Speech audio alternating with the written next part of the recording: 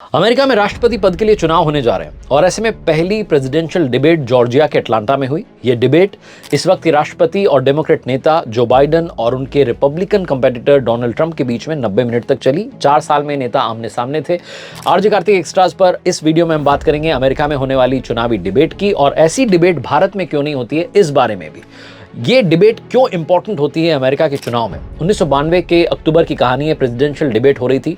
America के उस वक्त के राष्ट्रपति जॉर्ज डब्ल्यू बुश के सामने डेमोक्रेटिक कैंडिडेट बिल क्लिंटन और इंडिपेंडेंट कैंडिडेट रॉस पेरोट थे। लाखों लोगों की भीड़ थी और जब बहस की शुरुआत होती है तो जो हुआ वो देखने वाला था। सबने अपनी बात रखी और इसी बीच में ऑडियंस में से एक सवाल आता है जॉर्ज बुश के सामने, और सवाल ऐसा था जिसकी उम्मीद उन्होंने नहीं की होगी, या की भी होगी तो शायद उस वक्त वो उस जवाब के लिए तैयार नहीं थे। सवाल रिसेशन से जुड़ा हुआ था। सवाल पूछे जाने और जवाब दिए जाने के दौरान बुश साहब अपनी घड़ी को देखने लगे, और कुछ लोग कहते हैं कि सवाल शायद वो ढंग से सुन नहीं पाए थे, मगर जिनको ओपिनियन बनाना था वो अपना ओपिनियन बना चुके थे।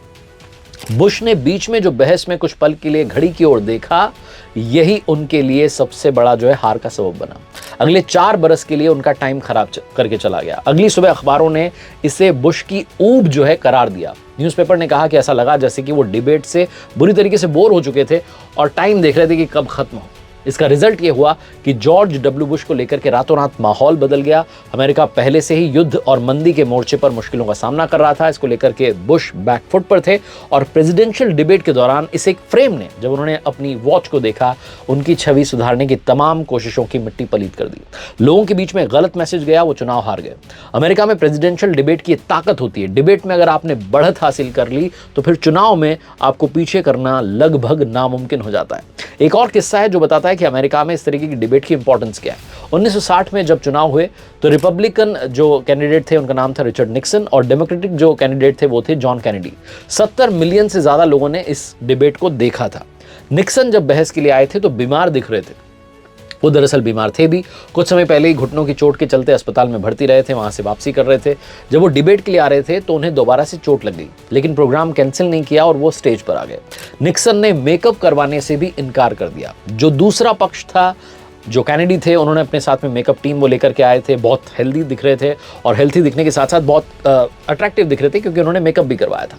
ये जो विपक्षी कैंडिडेट थे वो कमज़ोर थे। गेम चेंजर इवेंट रहा और सारे जो दर्शक थे वो मुड़ गए कैनेडी की तरफ, और तब ये कहा जाने लगा कि मेकअप करवाना ही बहुत ज़रूरी है। तो अब जो कैंडिडेट आते हैं बहुत तैयारी के साथ आते हैं ताकि टीवी पर अट्रैक्टिव लगें, फिट लगें और हिट लगें।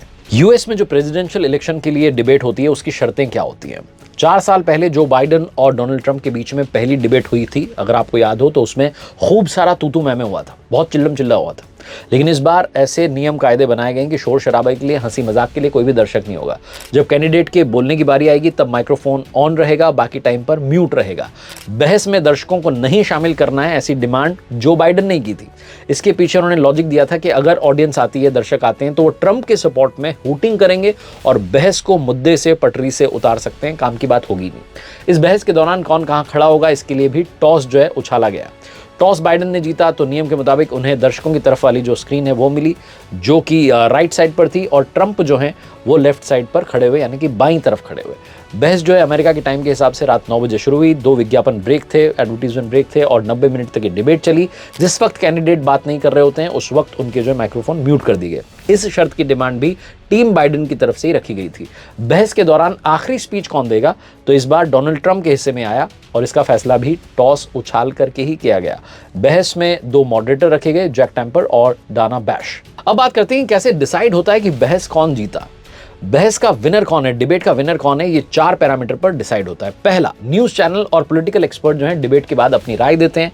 वो कैंडिडेट्स की परफॉर्मेंस, सवालों के जवाब कितने सटीक थे, हाव भाव कैसे थे, बॉडी लैंग्वेज कैसी थी, उससे बताते हैं कि डिबेट कौन जीता। दूसरा, न्यूज़ चैनल और एजेंसीज जो है डिबेट के बाद में ओपिनियन पोल कराती है जिसमें ऑडियंस की राय पूछी जाती है। तीसरा, सोशल मीडिया भी हार जीत का फैसला करने में आजकल मददगार साबित होता है। वहां पब्लिक रिएक्शन से मालूम चलता है कि किसका पलड़ा भारी रहा। और चौथा पैरामीटर है, जीत में सबसे इंपॉर्टेंट जो रोल है वो इंटेंशन सर्वे जो है वो निभाता है। एजेंसीज जो हैं वो लोगों के बीच में जाकर के पूछती हैं कि डिबेट्स सुनने के बाद में क्या उनका वोट करने का फैसला बदला है या नहीं बदला है। जो उम्मीदवार ज्यादा लोगों का मन बदल देने में कामयाब होता है वही डिबेट का विनर डिक्लेयर होता है। अब बात करते हैं कि ये जो बहस है इससे क्या लोगों का मन बदलता है। जो लोग राष्ट्रपति को चुनने जा रहे हैं वो जाहिर तौर पर ये बहस सुनते हैं, बहुत पॉलिटिकली अवेयर होते हैं और पहले से अपना मन बना चुके होते हैं कि उन्हें किसे वोट देना है। प्रेसिडेंशियल डिबेट शुरू होने से पहले ही बहुत सारे कैंपेन चालू हो जाते हैं। ज़्यादातर वोटर इस दौरान डिसाइड कर लेते हैं कि उन्हें किसको वोट करना है। दूसरी बात, अगर डिबेट के दौरान कोई मुद्दा उठता है और हल्की फुल्की सी हलचल मच जाती है तब भी ये जल्दी दब जाता है, क्योंकि कई सारी रिसर्च बताती हैं कि डिबेट से काफ़ी फर्क पड़ता है, इसीलिए उम्मीदवार इसकी तैयारी करके जाते हैं। तीसरी बात, डिबेट से उन वोटर्स को फायदा मिलता है जो राष्ट्रपति पद के जो कैंडिडेट हैं उनके बारे में उतनी अच्छी तरीके से नहीं जानते हैं। तो डिबेट देख करके उस पर जब वो सुनते हैं बातचीत को तो डिसाइड करते हैं किसे वोट करना चाहिए, किसे वोट नहीं करना चाहिए। 2000 के बाद से अगले 12 सालों के बीच में जो चुनावी डिबेट हुई हैं तो पता चला है कि एक बड़े परसेंटेज ने अपना जो मतदान है वो पहले से तय पार्टी की जगह कहीं और किया और इसमें बहुत सारा रोल प्ले किया प्रेसिडेंशियल डिबेट ने। तो अब बात करते हैं सबसे बड़े मुद्दे की कि भारत में इस तरीके की डिबेट आखिर क्यों नहीं होती। सबसे पहला कारण है पॉलिटिकल स्ट्रक्चर। संयुक्त राज्य अमेरिका यानी कि यूनाइटेड स्टेट्स ऑफ अमेरिका का जो पॉलिटिकल स्ट्रक्चर है वो दो पार्टीज पर आधारित है, पहली रिपब्लिकन और दूसरी डेमोक्रेट। ये पार्टीज जो हैं चुनाव से बहुत पहले अपने अपने प्रेसिडेंशियल कैंडिडेट की घोषणा कर देती है और डिबेट की योजना बनाने में, प्लानिंग करने में लग जाती है, क्योंकि ये जो कार्यक्रम है सिर्फ दो व्यक्तियों के कार्यक्रम पर निर्भर करता है। भारत की बात करें तो हमारे यहाँ का पॉलिटिकल स्ट्रक्चर, जो राजनीतिक व्यवस्था है, पूरी तरीके से अलग है।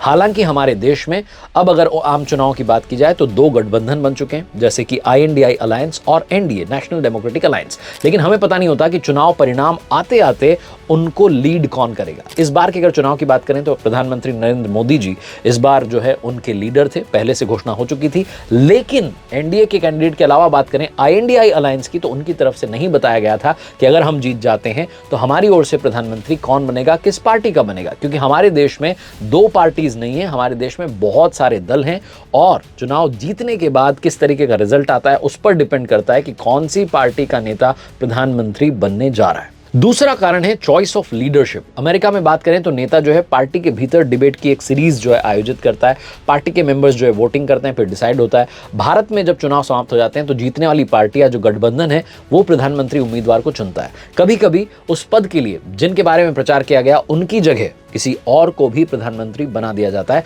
2004 का जो चुनाव का परिणाम था वो इसका सबसे बड़ा उदाहरण है। डॉक्टर मनमोहन सिंह साहब के बारे में किसी को पता नहीं था कि 2004 के चुनाव में अगर यूपीए जीत जाती है, जो कि बाद में एक गठबंधन बना यूपीए, अगर कांग्रेस पार्टी जीत जाती है, उनको मेजॉरिटी मिलती है, ज्यादा नंबर आते हैं, तो अपनी ओर से किसे कैंडिडेट जो है घोषित करेंगे। क्योंकि जब प्रचार अभियान चल रहा था तो सोनिया जी का नाम जो था वो आगे था, लेकिन बाद में जब रिजल्ट आया तो डॉक्टर मनमोहन सिंह जो थे वो भारत के प्रधानमंत्री बने, जो कि पूरे कैंपेन में कहीं भी नजर नहीं आए थे। तीसरा कारण है डिबेट को ऑर्गेनाइज कौन करेगा। अमेरिका में जब ये डिबेट होती है तो कहा जाता है कि अनबायस्ड जो ऑर्गेनाइजेशन है वो इसे ऑर्गेनाइज कराता है। कुछ टीवी चैनल्स इसे ऑर्गेनाइज कराते हैं। राष्ट्रपति पद की बहस पर जो एक आयोग बना 1987 में से स्थापित किया गया था ताकि ये कंफर्म हो कि जो डिबेट है वो कुछ पैरामीटर्स को पूरा करे। टीवी चैनल्स इन डिबेट को ऑर्गेनाइज करते हैं, लेकिन वो आयोग जो है उनकी मॉनिटरिंग में काम होता है। हालांकि भारत में भी इस तरीके का कमीशन बन सकता है, हमारे पास में पहले से बहुत सारे कमीशन है हालांकि, लेकिन जो कमीशन बनेगा वो किस तरीके से इस डिबेट को आगे लेकर के जाएगा ये भी एक बड़ा जो है फिर विवाद का मुद्दा आ जाएगा। क्योंकि हमारे देश में न्यूज़ चैनल्स भी बहुत सारे हैं, तो पता चलेगा अगर मान लीजिए आगे बहस का मुद्दा भारत में आता है तो कौन सा टीवी चैनल करेगा, कौन सा टीवी चैनल नहीं करेगा, किस तरह का कमीशन होगा, बहुत सारी बातें भविष्य के जो है गर्भ में। चौथा जो कारण है वो है फोकस ऑफ डिबेट।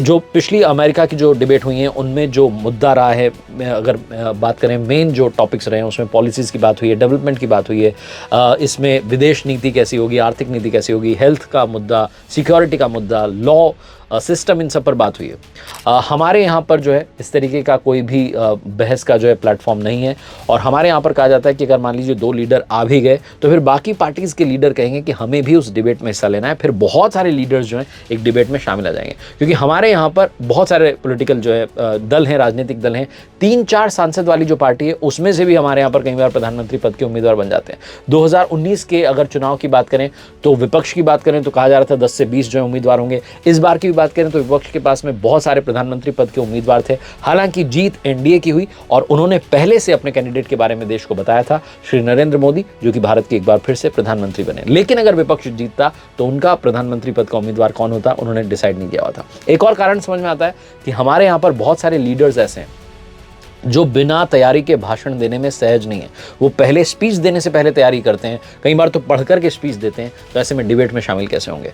फिर जो है सबसे बड़ा कारण ये भी समझ में आता है कि भारत में बहुत सारी भाषाएं, बहुत सारी लैंग्वेजेस हैं, इसलिए डिबेट के लिए कौन सी भाषा चुनी जा सकती है ये कहना भी मुश्किल है। हमारे ज़्यादातर जो पॉलिटिशियंस हैं, अगर वो दूसरे स्टेट में जाते हैं तो वहाँ पर ट्रांसलेटर्स का इस्तेमाल करते हैं ताकि लोकल लैंग्वेज में लोगों को समझा सकें। यही वो कारण है जिसकी वजह से भारत में अब तक इस तरीके की कोई डिबेट नहीं हो पाई है जहां पर कि दो बड़े नेता आकर के देश को बताएं कि हमारा विजन क्या है, हमारा मिशन क्या है। आरजे कार्तिक एक्स्ट्राज में इस वीडियो में इतना ही।